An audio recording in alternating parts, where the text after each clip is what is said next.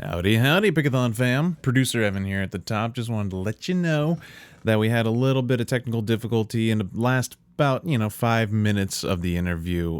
Zale's audio quality drops a little bit, so don't be jarred when that happens. Just want to let you know. Anyway, thank you all for everything. Now here's the episode.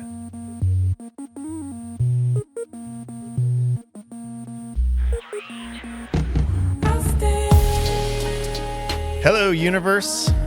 Welcome to Pickathon Podcast, Episode 11. I am your host, Zale Schoenborn.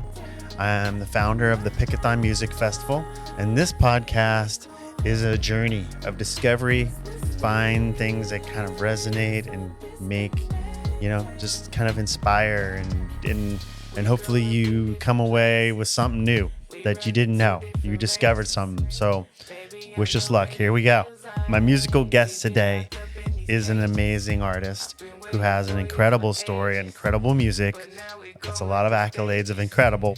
Brittany Davis, and we'll be bringing them on a little later here. I think, one of the things that we'll get into talking to Brittany is this idea of, making amazing things happen.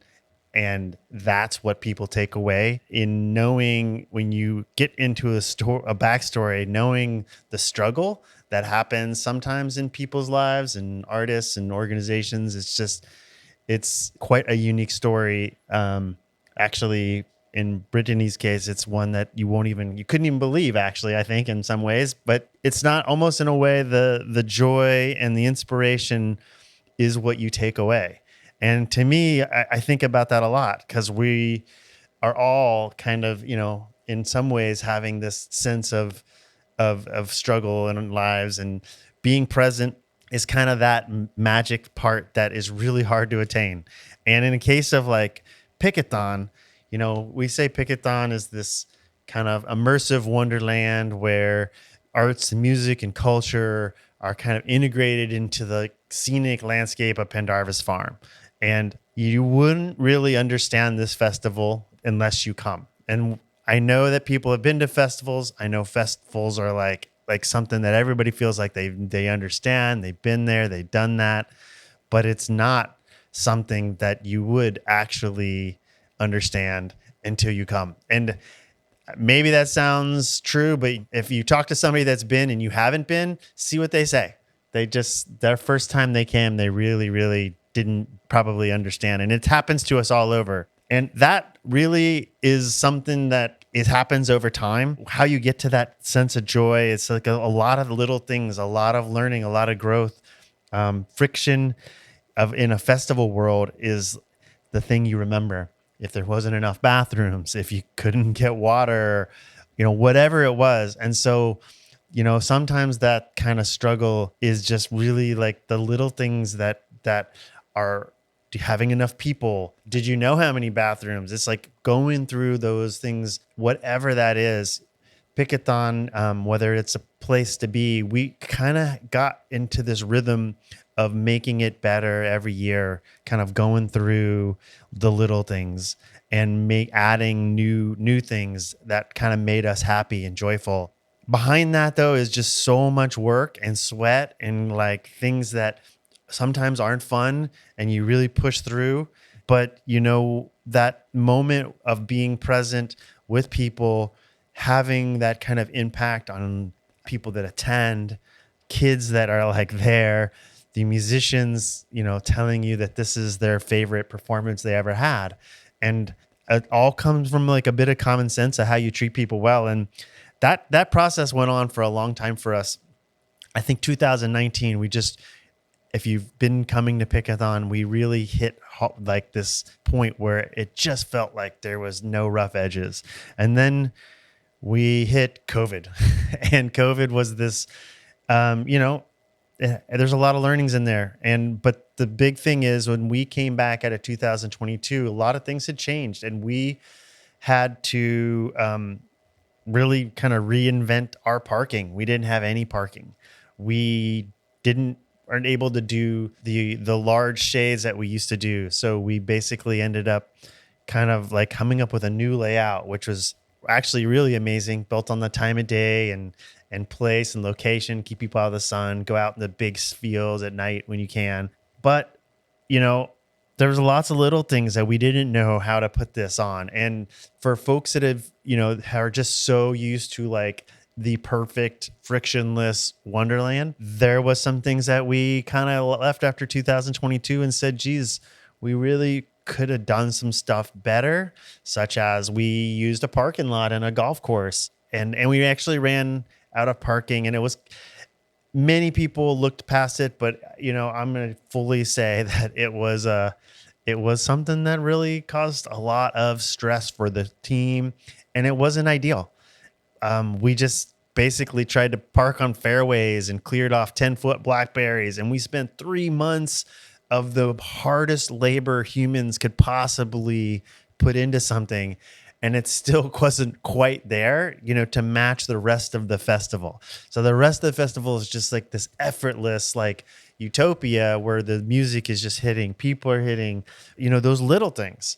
And just having so many blackberries, the camping was just harder and more difficult last year for us because we just couldn't attack 80 acres of blackberries in the woods like you could think. And, even with all that, it was one of those amazing feelings in being present, and it was joyful. But what's really awesome about 2023 this year is we have learned and we've been able to come at it in a way that just we have a new parking lot. It's a big square rectangle that will never run out of parking. The land is much more contained in terms of the blackberries because we had so much work on it last year.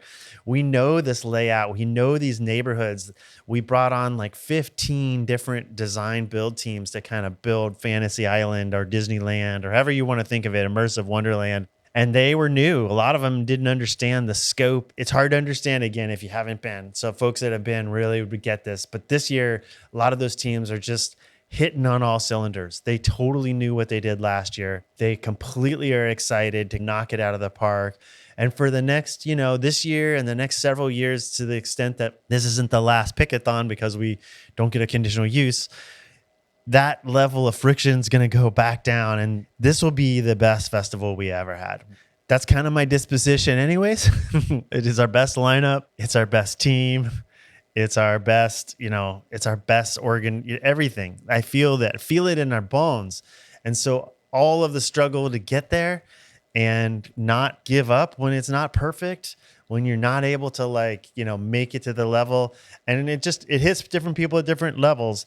But I am so excited to have the passion and joy be what people remember. And it really kind of is what makes Pickathon really different, is that just experiential sense of being present. Everything is there to kind of like take you out of your normal world. You are witnessing the most amazing artists you've ever seen, and eating food, hanging out, just being there. And I can't tell you how awesome that is. And I know people who have been get it. And if you haven't come, you got to come and see what we mean. And that really is a great intro for our musical guest today. Let's please welcome Brittany Davis. As I open up my eyes, I realize that I'm not the girl I used to be. Hi. Hello. Fabulous. I get so much joy and actually just out of your music, and in fact it's just so much joy there. I think of it as just being present. I want to hear it. I want to understand what's coming across, because it's coming across in your language and your music and your just passion in your voice, the emotion. So thank you for bringing that music to us. Absolutely. Every day. That's my purpose. That is my mission. Yeah. And so I should back up, let's go. Where were you born? You were born in Kansas City, right? That is correct. I was born in Kansas City, Missouri, right across the street from Dorothy. That's my girl.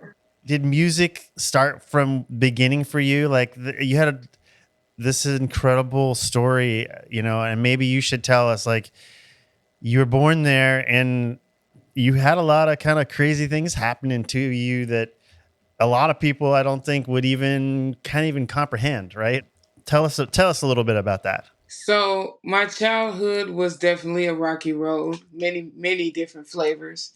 Um, so one of the things that really impacted how I use my music was it kind of became a therapy when I was the age of 3.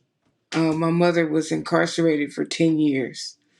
Um, Man. and it was one of the most trying things I think I've ever dealt with because it wasn't like an emotional scar that was just like, okay, like you lose somebody. It's one thing to lose somebody, but it's another thing to still have them and not have them all the way. And a lot of the music I made back in my younger days was, I call it my grief music. But it was happy music, ironically, because it was like the music I wish I could have made with my mom around. And Yeah. not having that outlet to like love on her when I wanted to, only when I got to, and all of that thing, Yeah. it really changed how I saw the world. But I always like to tell people that music is my first language, not English. Because, I mean, a lot of people say I'm synesthetic. I don't know that word. See, I don't even know how to say it. But Synesthetic. synesthetic, I can't say that. Um, which just to define that is like, you hear, some people say you hear music and you see shapes, but I think yeah, that's a different concept altogether anyway, because it's like seeing. you hear music, you hear sounds and hear music. Is that it? I hear I hear everything in hear music. I feel everything. Even textures can be sounds. Mm, yeah. Different textures have different like ranges of frequency. Like a funny thing, because I was born without eyes. So a funny thing is that a lot of people, their voice sounds like the texture of their skin sometimes. And as I noticed this over time, and I know that sounds weird, but No, it doesn't sound weird. I get it. I mean, it's a resonance thing. It's a resonance thing for sure. yeah, and you wouldn't know that unless somebody told you. And then I can't really, but I can imagine. What is that like? Is it like overwhelming? Is it kind of like make you more attuned to music? Like, what does that? How does that impact you when you have that kind of sensory thing where you're feeling and you hear music? Well, it can help a lot. It can hurt a lot. Depends on the situation and the opportunity. So I always like to say that purpose meets, position, and that position gives you an opportunity to gain new perspective. So my Yeah. purpose is my music. The position that I'm in is that I'm a blind person from a low income family who happens to be black, non binary, and to be blunt, not the aesthetic figure of what society would consider. You know what I'm saying? When I say that, I'm not saying this to be like, oh, look at how people treat, you know what I'm saying? It's just Yeah. like, It's it's fact. fact. Thank you very much. It is fact. Scientifically, socially, and societally, there are things that we deal with physically as a non-binary person that includes how we are viewed aesthetically. Yeah. And that gives a lot of room for, you know, sometimes a few discrepancies around how being a musician, not by trade, but by lifestyle, can get messed up. Because when I tell people I don't write these songs, they don't believe me. Like, how you say that? Of course, you write it. You write it. I'm like, no. If there's no song there, there's no song. I'm like a cup. What you pour in that cup is up to you. If you want juice, you drink juice. If you want water, you drink water. But the cup doesn't get to decide what you pour in it. That's what I am to God. God is my master maker. And he pours the cup. And I am just the cup, literally. So it doesn't overwhelm me with all of those feelings and sensations because they're a part of my normality. It's what makes me Yeah. normal. But Yeah. to everybody else, it's weird and confusing because the perspective, like I was talking about earlier, is completely different.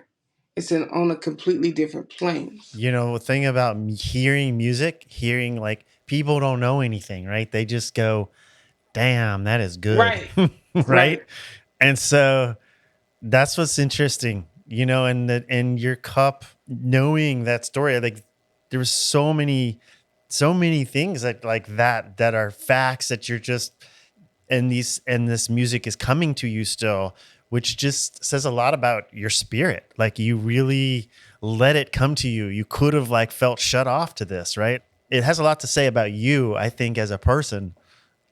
You don't shut off that kind of amazing gift that of just having your cup filled, right. right? No, no, because anybody can need it at any time. Yeah. I want my community, and most importantly to me, I don't do this unto man, but I do this unto my creator, who is God, my savior, who is Jesus Christ. So when I do this unto my community, this is for his glorification. And this is about what it means to me, not just to be a Christian like the book, but a Christian like the Testament, the living Testament, you know? Mm-hmm. And so when I say I believe in Christianity, I'm not talking about the religion, I'm talking about the way of life. Just that's the same way with my music. It's like I don't just play music because I know music theory and I've been classically trained. As a matter of fact, I haven't been, but I do music because it's like breathing. I am a vessel of sound. I am a translator of sonic divinity. That is what I do. That's pretty awesome. I mean, just to have that kind of perspective and kind of manifest that, I think it sounds kind of daunting to have somebody like if somebody said, this is what we want you to do, it's either you are or you aren't. Right. Right. I mean, it just sounds like a huge ask. I mean, like rewinding though, like you started music kind of on piano at like age 7. Is that correct? Is that right? On piano, yeah, I'll say around, honestly, piano, I can't remember when I wasn't playing a piano, and I think it was even further back. Um, the Wow. first discovery of my piano skills was probably around the age of 3 or 4. Wow. In pre-K, which is really something because pre-K for a totally blind kid is totally different from, Oh my God. you know what I'm saying? So it's just like that's a totally different story, but it's a powerful vein because that also impacted how I saw music because being a blind person, the teachers and the assistants in those places, they're very sensually stimulating. And when I say sensually, I mean dealing with the senses. Hmm. So they really put their hands on the children. They teach the kids hand over hand, how to do stuff. They teach the children how, for instance, to chew because chewing is a visual response. So when you chew and you hear chewing, you don't understand what's happening. So they like take a cracker, they put it in their mouth, and they put our hand on their face so we can feel them using their mouth to chew the food and make sure we chew it so we don't choke. Wow. So this is how involved with us they are.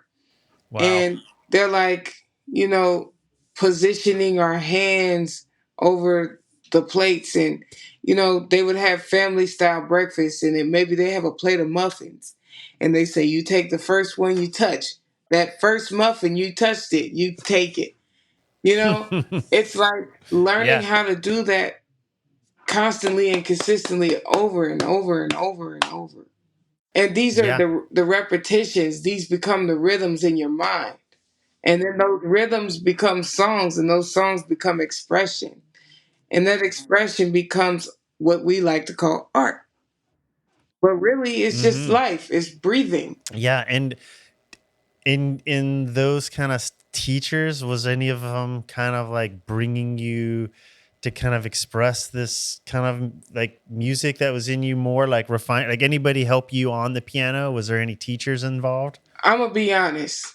There were some teachers involved in trying to train me somewhat, but I'm very stubborn and Yeah.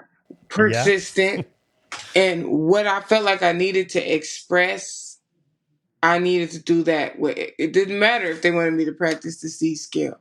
If I felt like I wanted to play something else or nothing at all, I needed that space to be able to do that. I did take piano lessons for about 2 years for maybe even more than that, about 4 years before the piano teacher was like, she's not practicing. She's not practicing, And But I mean, he had to have known you had, you wanted to play. So like, did you get anything? Like, did he imprint anything? Any like, just like that you took away from that? definitely one thing that he imprinted was that expression is key. It's Hmm. powerful thing to express and to go on journeys with that expression and not get caught on one rhythm. Yeah, I interviewed Lee Fields a couple weeks ago, and he put something in my brain that's really stuck called following the emotion. Yes, you know, I love that already. and I was like, wow, I can hear that. He's there with you. He's like, he's in the audience when he's singing, feeling what he's singing Come on, that's the way and I want people. That's it. There you go. following that emotion. And yeah, I mean, so were you playing other instruments too, or was piano? Were you singing and playing piano? Was there any other like you things you were like picking up early? Well, one instrument I always loved was the saxophone. And unfortunately, when I was in public school, I didn't really have, um, and that was basically my primary school years. I didn't have access to the band and music program as I wanted because the teacher, I mean, they had like 50 little kids to manage. They couldn't manage a kid who acted like a kid and was blind. You know what I mean? Like, Yeah, no. and we just, I didn't get to play a lot of other instruments during my K through 5 years, but it was when I went to Missouri School for the Blind in St. Louis, Missouri, that I actually began to really explore other instruments like the guitar and the violin and the saxophone and the clarinet Wow. and the flute. Wow. But That's a lot of instruments. I know it's a lot of instruments. That's why I'm not good at many of them. And I can be honest about that. I love all of them. They sound beautiful and amazing, and I had wonderful teachers. It's just like the same thing applies. Like hmm when I need it, it's there. I can express myself Yeah. through it. I'm no master, but I have it there. When I need a woodwind, I have one. And I can make that work. hmm You were just taking everything in basically around you, anything that was possible, Yes. like music Yes. wise. Oh, the music was That vessel. life. Yeah. And I mean, did it help like just trying to like not, I mean, not having a mom, at home, it just seems so like people even just that one thing just seems so hard. Not having a mom at home was really a difficult journey because, like even now she's with me and like the part of me that should, and this is just me being real, the part of me that just was like, okay, mom's here. And then I'm like, oh yeah, mom's here. It's like I have to remember the power of that place where she's supposed to be because she wasn't there Yeah. for so long. Not because she wasn't valuable, but she was always kind of a honor token. Like, here's the place where mom's supposed to go. She's not here. Learning how to put her there and actually interact with her as mother position is really, really different. And having a mother at home I know it would have changed a lot about me because I kind of grew up isolated. I isolated myself, right? Because I was different. I wasn't like the other kids. I couldn't run and jump and play like all of them. Well, I guess I could have, but I was too afraid. And, Truth. so, my father, he was actually really integral in holding me together during that time. Yeah. But I lost him too. I mean, that happened when you were young too, right? That you lost your father. Yes, unfortunately, due to street violence in the ghettos of Kansas City, where I grew up, my father was murdered when I was only the tender age of 12. Yeah, I can't even imagine what Yeah. that is, how that impacts some. You're so young at Yeah. 12, not you're young at 3. You're still young at 12. Like you should be a kid, Right. And did your mom eventually, she eventually got out, right? Like, was that after your dad passed away? Like, Yes, that was a year and a half after he passed. Maybe not even that long. that's just so, and you have this amazing grandma that just is kind of the rock, right? For you that whole time, it sounds like. Yep, she was a pillar. My grandmother made sure that my brothers and I, which I have 3 brothers by my mom, my grandmother was definitely a pillar because she made sure, without a shadow of a doubt, that we saw our mom and that she saw us grow up. It's so When great. she got on that highway with all 4 of us rowdy bastards, that's a bad word, forgive me. But we were little brats, man. We were the worst. And but she's Wild kids. just wild.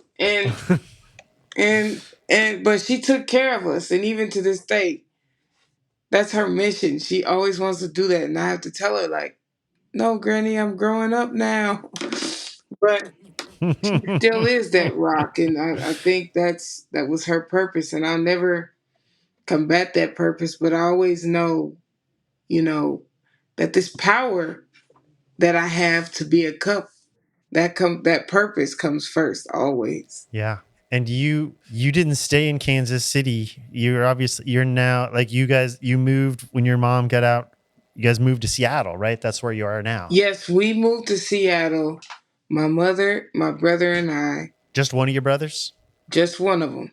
The other 2 stayed behind at this time.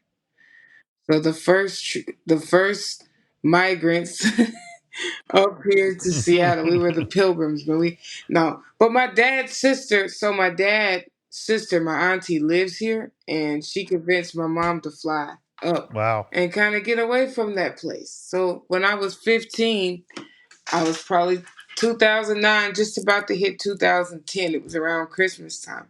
And we actually moved here just before the holidays hit. And so that was that. Did it feel different than Kansas City? Major culture shock. Yes.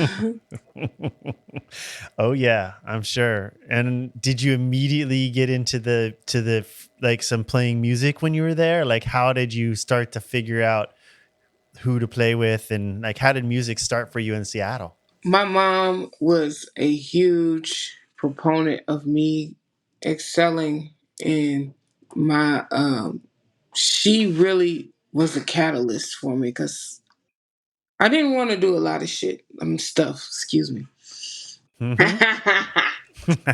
I curse like a sailor, forgive me. It's okay. This is not a kids show. So, you know what I mean? I was just like, yeah.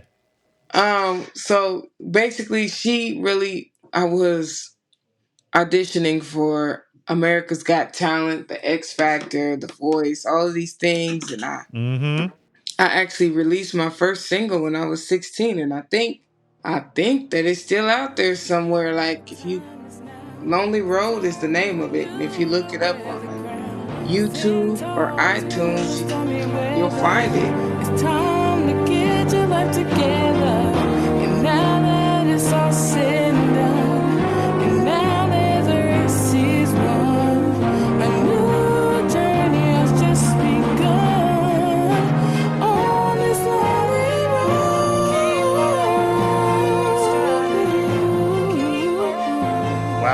your mom helped you get that recorded. Yes, absolutely. And she was always telling everybody about, even when we were in Kansas City, when she was out, she was like, "Hey, I got a daughter." I mean, and she's a really beautiful, aesthetically beautiful, and spiritually beautiful woman.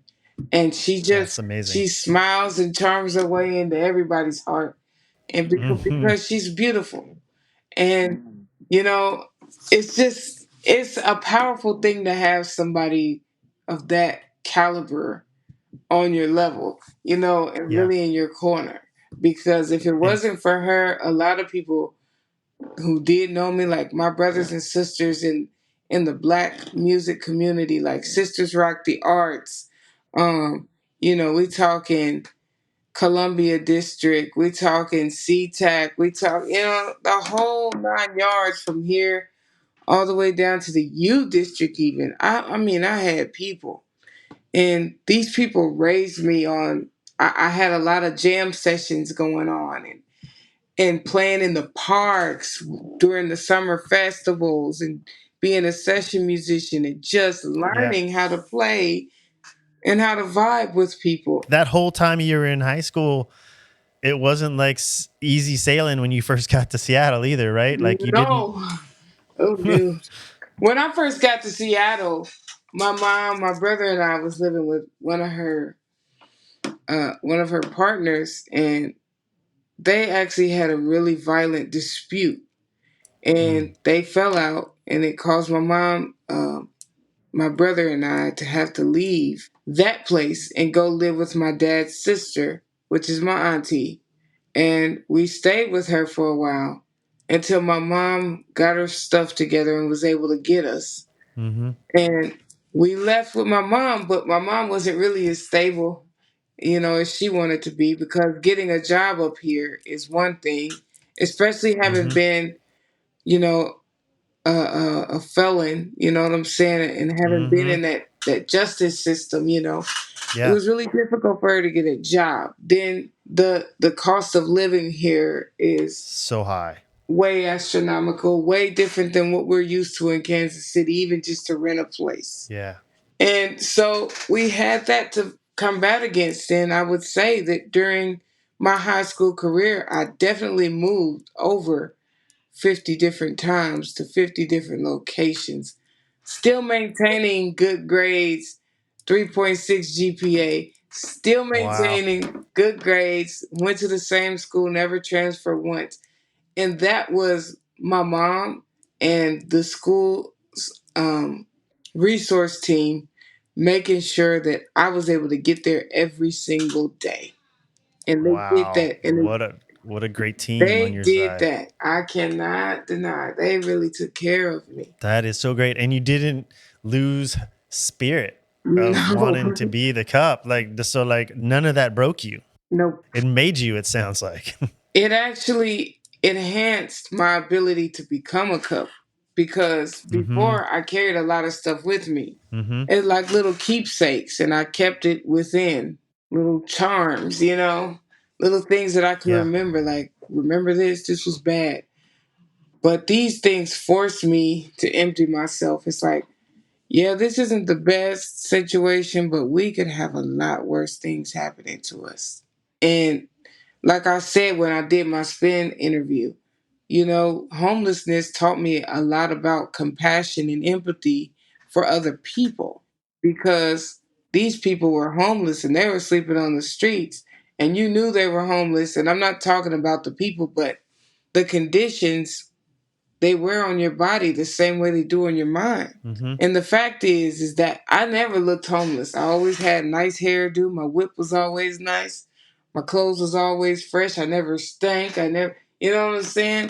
The Mm-hmm. kids Mm-hmm. didn't make fun of me. They didn't, you know what I'm saying? Everybody They loved didn't me. know. Yeah, and it was a beautiful experience compared to what I experienced so far as like bullying and troubles and trips and all kind of stuff. But that definitely was what made me. Those experiences gave me the will to continue to be the cup, but it also made the cup a little deeper. Mm-hmm.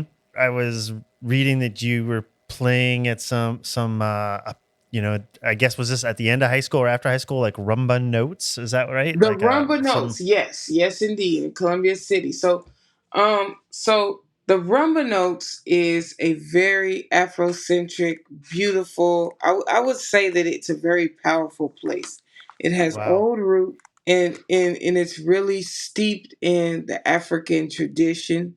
And I believe in that because I don't really know where I'm from in Africa. If I have African in my veins, if I have African blood in my veins, but I do know this.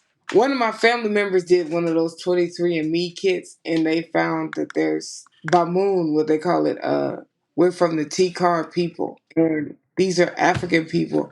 And I looked up where they are, and it's like Cameroon and stuff like that. And in our efforts to honestly, I gotta say it like this, and I'm sorry, but you know, in a lot of our westernized efforts to silo and demolish and otherwise diminish cultures, has put these people in a box and just left Mm, them off siloed.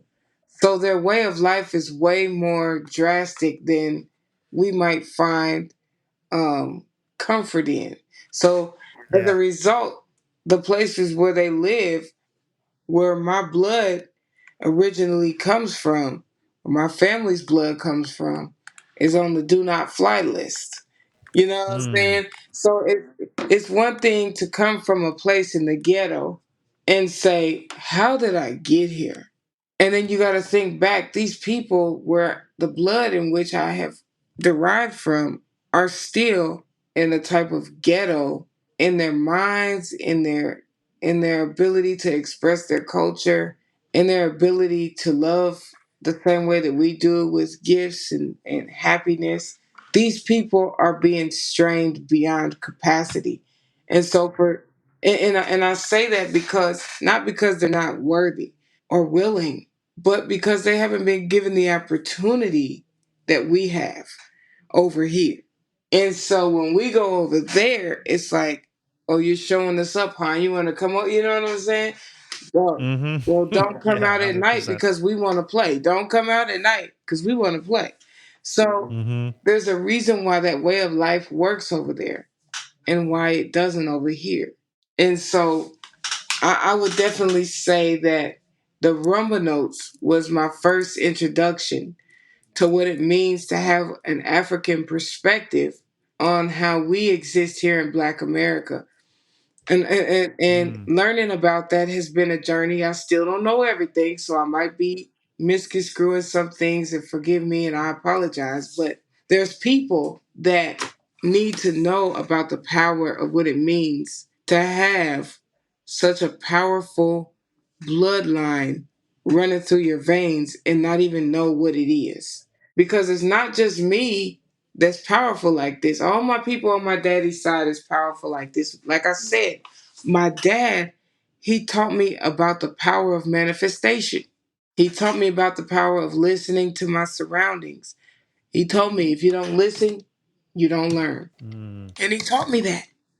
And he gave me very clear instructions about meaningfulness, things that mean something. Take your time and think about what you're doing because it matters to somebody mm-hmm. somewhere, even if nobody sees you do it. Totally. So he did that. And that comes from that long line that we don't even know where it started. See? Mm-hmm. Yeah, no, I get it. And I mean, it's all of that kind of making that kind of cup deeper. And this place probably is this a place in Rumba Notes? Did you have a place like that in Kansas City? No, No. So no, it's totally different. absolutely. Yeah. And like nobody can really, I know, could even imagine all of that kind of weighing down, trying to make, and just thinking about you're at the Rumba Notes. It's 2019, and somebody named Jahari, is that right? Mm-hmm. That saw you, Yes. and so Jahari is friends with Stone Gossard from Yes. Pearl Jam, Yes. and so you know, I know some people say you do that. I kind of think you just like it was just like, you kind of probably knew something like that was going to happen somehow. So now you're introduced to Stone Gossard in Pearl Jam. Tell us what happens. That's an incredible, incredible thing. How do I even met? It didn't even happen. It just was. It was like, okay. So when I met Stone Gossard, I met Jahari because see, Mm-hmm. Rumba Notes, they had this special open mic night, and I was the session keyboardist for the night. So the sister at the Rumba Notes, who actually was Ohm's friend, Latanya, she actually knew that Ohm was looking for a pianist. And because Ohm was doing a Roberta Flack show. And so that's how me and Ohm had. She was looking for me. She was like, "Where is this girl at?" And they couldn't find me. She couldn't find me. She couldn't get me. And finally, she held my mom and she was like, "Wait a minute." Because my mom went to the Rumba Notes, but I wasn't there on a certain night. She's like, "Wait a minute. Hold up. Hold up. Let me get your number. Because I heard that your daughter is a keyboardist and I need a keyboardist. Let me," because it was my mom's boyfriend actually that she ran into. She was like, "Let me get this number because I need to meet this young lady. I gotta meet her. I keep hearing about her and I've gotta meet her." And Mm-hmm. eventually, and I met because I was working at this place called. Oh, I was working. I was working, and I was working, and it was like work that did not fill that cup. It was sustenance. You had to Mm, eat. yes, and not only that, but it was like it was a full time job. So like all the gigs, I couldn't do the work. I couldn't do the music because I'd wake up at 3 in the morning to get to work. I get home at like 5, 6, 7 o'clock at night. Go to Mm-hmm. bed, get up, do it again. I get Saturday Wow. off, but that's church. Sunday was my only day of rest. So I didn't usually want to do gigs on that day because Monday, 3 in the morning again. So, But somehow you but got I connected got to connected with Ohm. Ohm. It was wilding. We got connected so cold. We cold. Me and Ohm was a cold pair. Listen, we was like sisters. Listen, we would laugh so hard, our stomachs would hurt. We was goofy. Good Lord. But when I say goofy, I mean because we would just say some of the silliest stuff. I don't know what it is about people when they make me laugh. I really go off. Like, and she was one of those people who could really get me going. That's awesome. She introduced me to Stone because we met. It was like a concert of his, and I think that's when I met him for the first time. And then I don't even like it. It feel like we always knew each other, so it's hard to tell the story. I cannot remember. What band was he in when you saw him? Was he solo? Was he I with think he Pearl was Jam? with Pearl Jam. Yeah, You saw Pearl Jam and you're like, hey, somebody introduced you after, and it's like probably a stadium or someplace big. was it a big stadium? I don't know. Pearl Jam doesn't usually play small gigs. That's what I'm Maybe it thinking. were. I don't remember where I was, but yeah, because I had went with her. Yeah, I remember that. Yeah, totally. And then like we were talking and yeah, we hit it off really dope. It was cool. Like That's awesome. yeah, it was powerful. I mean, that's some like Seattle legend stuff. So like from there you meet him and it kind of starts to go fast, right? Like you joined a band with him called Painted Shield with Jeff Fielder on bass and Mason Jennings on vocal, Matt Chamberlain on drums. You're playing keyboard, Stone Gossard's playing guitar. Like, right? You got into a band with him. I know. Who gets to say they're in a band with Stone? The guitar player from Pearl Jam. That just doesn't. That's not a normal That doesn't story. happen every day. No, that does Um, not. we're not in Kansas anymore, Toto. That's for sure. And you weren't Uh, like you weren't the person. I'm sure he knew all these other folks for a long time. Like, and you just pop out of the woodwork, and he's like, Okay, let's be in my band. Well, I mean, like for me, it was so weird because like I know a lot of people who like they up you, they pump you up, but they ain't got nowhere to take you. Mm-hmm. It's like you're great, and that's all they got for you. You know? And it's not that that doesn't matter. See, I don't want nobody thinking, well, that is not no. No, I appreciate the support and the compliments. I do, Mm-hmm. Mm-hmm. but like when it means like people don't respect the full spectrum of what this is, like this is not a cracker box trick. Like I'm not like No. opening up a cereal box trying to get to the prize at the bottom. Like Mm-hmm. I actually have to go into places sometimes I don't want to go to get the music out. And I have to say things I don't want to say. Like in my new album, Image Issues, I'm having to say stuff that is really dangerous and maybe Mm-hmm. triggering to some people because of what I have to say. And it's not me being like, well, I'm indignant or something like that. It's like literally, this is what God put in the cup. I'm like, ooh, y'all, this might put some hair on your chest. You know what I'm saying? Like, we are Yeah. not drinking hot cocoa today, folks. Mm-hmm. So you recorded an EP on the loose groove imprint that he had, right? Probably in Yes. his studio called I Choose to Live, right? Was that a fun project to do with him? Well, yeah, but most of it was done at my house. No way. I record out of this studio right here.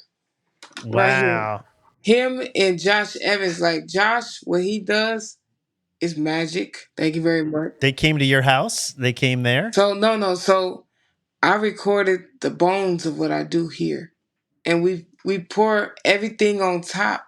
It's like we put all I made the cake and the icing is on. We just need the sprinkles. Mm-hmm. Maybe we need a different color. Maybe we might need you know what I'm saying? Yeah, totally. But Mastering and the just mixing. mastering, the mixing, the sound design, Mm-hmm. Mr. Mm-hmm. Josh Evans.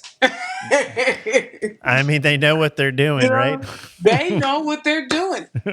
And so Which is probably really exciting to get it, when you're you get inspired by all these other creative people that are really at the top of their game. yeah, and one person and speaking of the top of their game, one person that only even introduced me to one person that I ended up meeting was, of course, we know Chris Mosier, who is has been and always will be a great friend.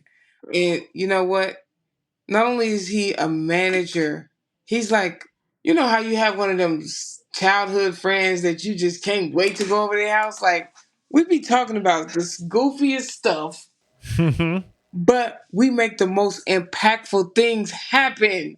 Like getting to be a part of Pickathon, like getting to be in South by Southwest, getting You to, must have put together a traveling band, right? And then took it yes, to South by Southwest. How was that? absolutely. Because Chris, Stone, Billie Jean, myself, all of these Wow. people who really they were integral in Top of their putting game. together at the top, beyond the top of their game. So just so everyone knows on who we're talking about, Chris Mosier is a top of his game manager, which it's so incredible to have, right? You need that support. You need people to know how to open those doors and make things happen. Yes, but he's also human. And And it sounds like a quality. He's a powerful person. Wow.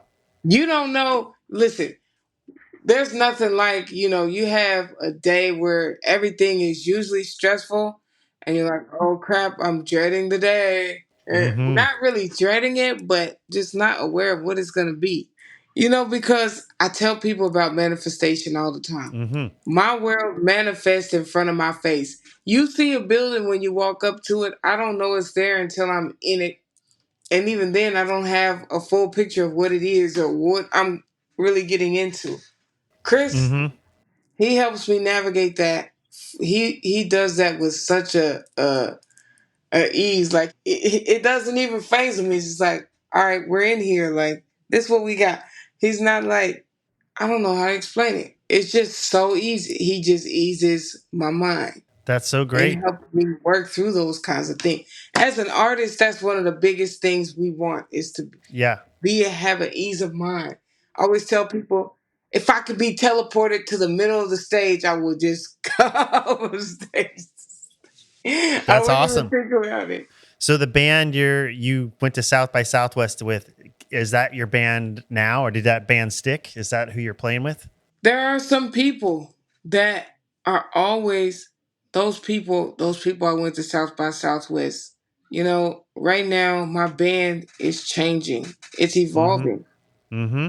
And but those people I went to South by Southwest are forever in my heart. They always soldiers to me. Yeah. You know, because that was my biggest foray into the mainstream art world.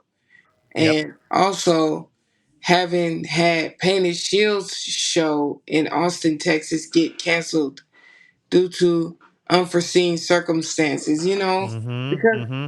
things happen.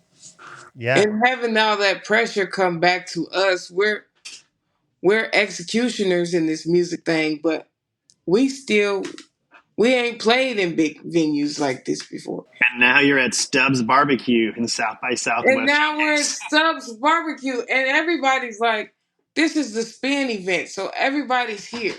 Oh yeah, it's a big event. That's like It's a a huge big one. Yeah. event. So we end up playing this thing, and it's like Spin is walking up to us like, "You guys were really great up there. You guys really, really," and it was just like when I'm saying this, not just for the accolades, but just for the professionalism in which my band members, my team members, how Spin, how everybody operated and activated this project was just impeccable. That's so great. That's so great. Yeah. Yeah. Yeah, that I mean, just think of that. That's so much. That cup is so, resilient, and I hear so much hope and like just passion. I'm following, like, when I hear like I choose to live, right? There's like it seems like Yes. anthem of what everybody went through. and Yes. but it's, I think it's even a bigger thing for you. But it felt to me like COVID, like it felt like a weird thing where we just missed out on life and people, but it was now, knowing you and your story, it's such a bigger thing, and it's so hopeful. I mean, it's such a great, powerful thing. First time my wife Wendy, she heard it, she was crying. Oh. It made, but you're chasing that emotion too. Your music goes inside people when they hear it, and it's connecting. So you're doing everything right, and we're really, like, that takes us all the way up. Like, you're coming to Pickathon, minds are going to be blown. Let me tell you, people are coming to listen to you and just be like the church of music, and People you. always say the church. It's kind of funny because that's how that operating under that anointing, man. Come on, man. Hey, woo, that thing will get you. It's going to be some powerful ingredients, and when somebody puts a Yes. match to that, that's going to be something special. So people will be talking about Woo! it, and I'm excited. I think, there's something there that I hope everyone, thinking through, like, all of the things that people go through in their lives, and they can still hit these kind of amazing places like you are. It's just so improbable and so inspirational. And it's just, it just totally makes sense when I'm talking to you that, of course, it happened to you. And I'm excited for your future. It's going to be really cool to see. I love your new single, by the way, "So Fly." That, So fly is it, baby. That's the oh summer jam. man, that's a Ooh. sound you need. Ooh. That was the nail in the coffin for us when we heard that. I'm going to give a shout out to John MacArthur, Come who on. Todd said, "Hey, if you," because we had a local, we had some last couple spots, and John kept coming back to you, and he said, "Brittany Davis is going to blow up. She's going to be too big for you guys. You need to get her," and which is kind of our sweet spot. We kind of get folks on their way to some other planet, and we're happy for them. And so, and then that brought us into it. And then we heard SoFly and we're like, oh my God, that is incredible. I can't even believe it. So we're just so honored, and you've been an amazing guest. I'm super excited and to see you live, and thank you. Thank you for sharing, and look forward to seeing where things are going. Thank you. Oh my gosh, I'm so happy. Listen, I'm so happy. I'm ready to start jumping. You guys got me so excited. I'm excited. I can't wait to see y'all out there. Man, y'all better bring the whole party bus. Man, we about to cut up something rough. We're going to. And with that, I'm going to say thank you, everyone. This has been an amazing end of episode 11. Join us next week for episode 12. Thank you, Brittany. It's been so awesome. Woo! Yeah! We'll see you next week. We did that. All right. That's awesome. So fun, huh? Yes. I love this stuff. You've been listening to the Pickathon podcast. This podcast is produced by Zale Schoenborn, Tanner McCullough, and Evan Throckmorton. Our artwork is by Travis Bone, and additional support by Ryan Stiles. The music you heard in this episode was by our guest of honor, Brittany Davis. The songs included were Disconnected, Loud Loud World, Lonely Road, and the one we're riding out on right now, the hit new single, So Fly. Thank you to the whole Pickathon family. And like Zale said, we'll catch you all next week. Till I die, no limits. Every day I'm in it. Every game I win it. Lose control.